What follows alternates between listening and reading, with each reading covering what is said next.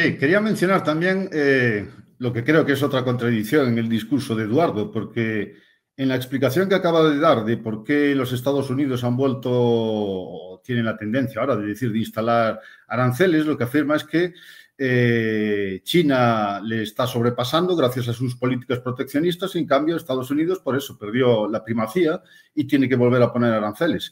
Pero antes lo que afirmó fue la idea de decir, sí, la ventaja comparativa está muy bien, pero lo que hay que hacer es proteger las industrias nacientes. Fue el argumento que empleó de Hamilton y de List.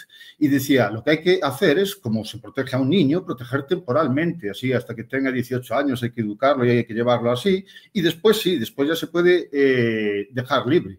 Sin embargo, eso está o entra en contradicción con su idea de por qué los Estados Unidos están imponiendo ahora aranceles. Porque si se cumpliera lo que dice la narración que él hace de que el desarrollo de Estados Unidos se produjo por imposición de aranceles y solo después de que ya obtuvieron el predominio los quitaron, entonces Estados Unidos tendría que seguir teniendo el predominio y no tendría que haber perdido eso frente a la competencia de China. Eso en primer lugar. Después también, completamente de acuerdo con Rayo, de que no están estableciendo relaciones de causalidad, están escogiendo simplemente aquellos elementos históricos que les gusta, pero aún así creo que también tanto Eduardo como Luis lo están haciendo de una forma en la que seleccionan de cierta manera, digamos, interesada. Porque, entre otras cosas, una de las formas en las que se puede ver la evolución en términos de económica y de política económica es si comparar en dos periodos consecutivos lo que se produjo fue una mayor tendencia hacia la intervención del gobierno o una tendencia hacia una menor intervención del gobierno.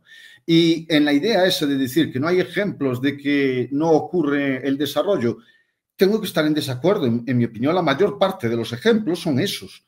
Como, por ejemplo, las críticas que existían en los años 80 y 90 a la globalización se producían por la idea de decir que esa globalización, que era un periodo generalizado de tendencia hacia la apertura al libre comercio, constituía una forma de opresión de los países ricos a los países pobres.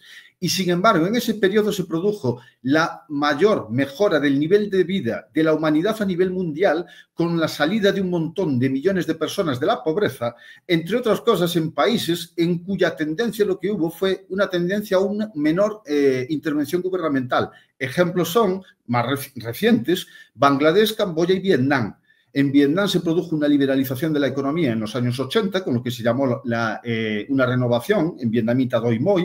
En Bangladesh se abandonó la política de sustitución de importaciones y se produjo también una liberalización del comercio con una reducción considerable de los aranceles y de otras barreras no arancelarias. Y lo mismo sucedió en Camboya por también iniciativa de Vietnam, que era el país vecino.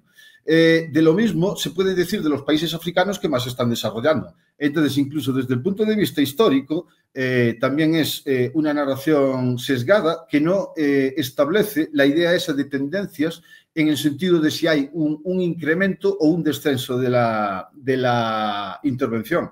Y yo creo que Venezuela debería ser más bien el ejemplo que Luis debería seguir, o más bien la Unión Soviética, que era el ejemplo por antonomasia de control de la economía.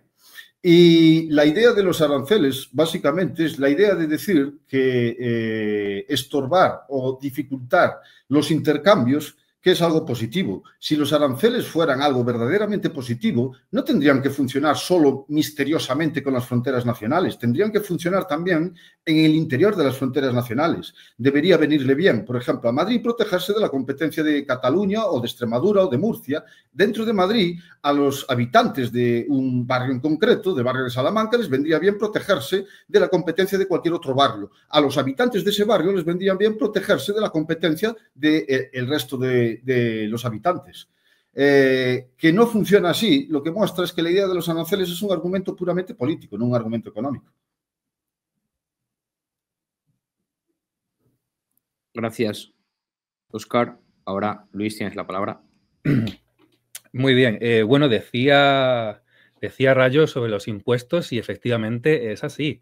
En Taiwán también se le bajaron muchísimo los impuestos a las empresas de semiconductores, porque un Estado, para favorecer una determinada industria, yo quiero favorecer esto, pues también le baja los impuestos, obviamente, pero también les da subvenciones, les da patentes, les da un montón de cosas. O sea, los impuestos efectivamente se bajan, pero es una parte.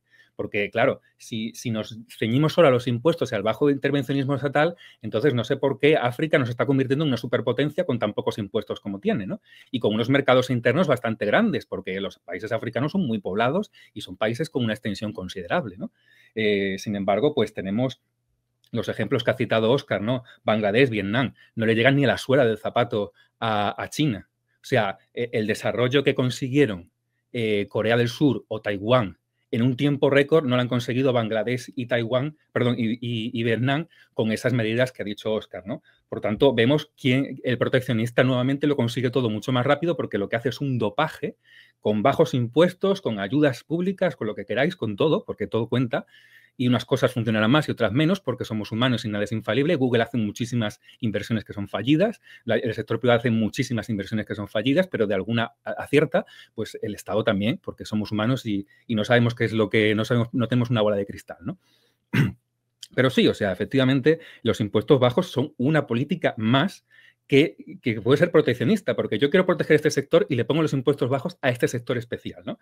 Y también decía Óscar de protegernos entre nosotros. Bueno, Cataluña y País Vasco han sido las que han recibido el mayor proteccionismo que hay y, o casualidad, se han convertido en las regiones más ricas. Llevan como un siglo y pico de proteccionismo y bueno, pues aplicando esa lógica que tú has dicho, pues efectivamente lo han conseguido. Lo que pasa es que, claro, se trata de tener una visión nacional. Yo entiendo que a los liberales y mucho menos a los anarcocapitalistas la nación les da un poco de alergia, pero bueno, los estados pues tienen una visión nacional, deben de tenerla, vamos. Entonces, un momento, que tenía aquí más notas.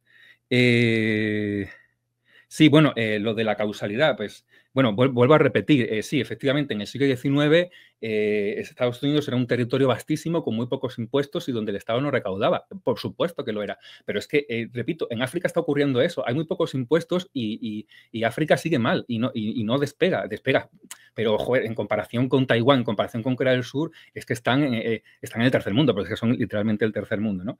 Entonces, vuelvo a insistir mucho en la causalidad, vuelvo a preguntar, ¿qué causalidad hay entre más comercio libre y más desarrollo? Porque es la causalidad que los liberales establecen. Están todo el rato diciendo, hay que poner más libre comercio.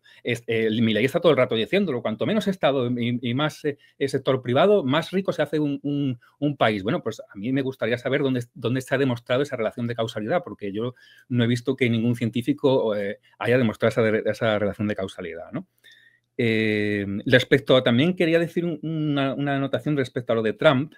Yo no estoy de acuerdo, he leído algún estudio sobre Trump y sus aranceles, no estoy de acuerdo porque efectivamente dijo Óscar que le habían puesto impuestos al acero y demás y que eso iba a encarecer los productos. Es que efectivamente los aranceles sobre todo hay que ponerlos a productos finales, que son los que te hace la competencia. Si se lo haces a productos medios, entonces lo que vas a hacer efectivamente es encarecer la producción del producto final. Entonces el arancel obviamente, subiendo aranceles así al tuntún, no consigues nada. El arancel tiene que hacerse de forma estratégica, ¿no? Es como si tú te pones a invertir dinero en todos sitios y a ver si me llega algo. No, tienes que elegir un poco dónde invertir el dinero, ¿no? Pues el arancel es lo mismo, tienes que elegir dónde invertir ese arancel y dónde ponerlo bien y dónde ponerlo mal, porque efectivamente si pones mal un arancel te puedes cargar una economía, claro, o sea, el arancel no es bueno por sí mismo, el arancel tiene que estar pensado y tiene que estar muy, muy bien calibrado, porque si te equivocas efectivamente se te puede ir todo al garete, ¿no?